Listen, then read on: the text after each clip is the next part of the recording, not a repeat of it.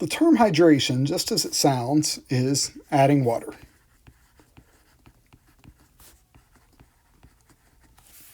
So if you have an aldehyde or ketone, they can undergo hydration reactions with water. For example, formaldehyde is rapidly hydrated with water.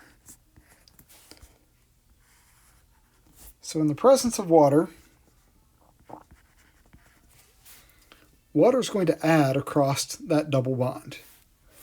Okay, and the way you can think of it, sort of like this.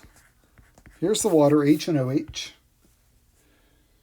The oxygen OH adds to the carbonyl carbon. The hydrogen adds to the oxygen here. So the net result is adding a molecule of water, almost the same way you would add something like water to a double bond.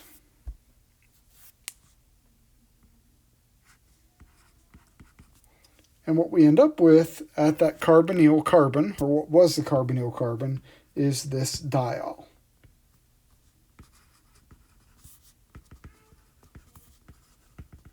This is a geminal diol, or gem diol. That gem term just means two things on the same carbon atom. A lot of times this is also simply called a hydrate,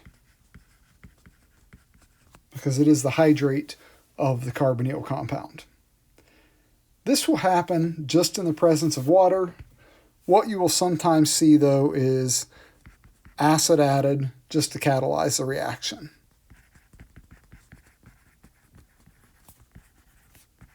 But this reaction will take place even without acid.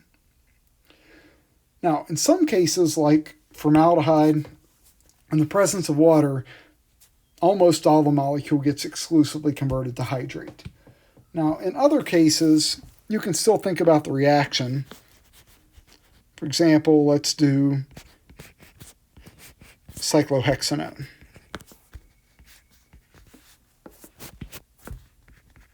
Let's add water. We'll even add an acid catalyst. And yes, water can add across that ketone.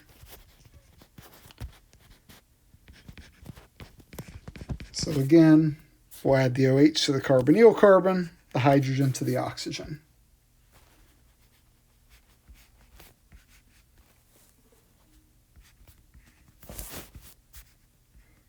So there's the hydrogen from water, the OH from water. Now, in this particular case, you probably only get 1% of the hydrate formed or less. But you can still think about this as a reaction to predict the potential hydration product.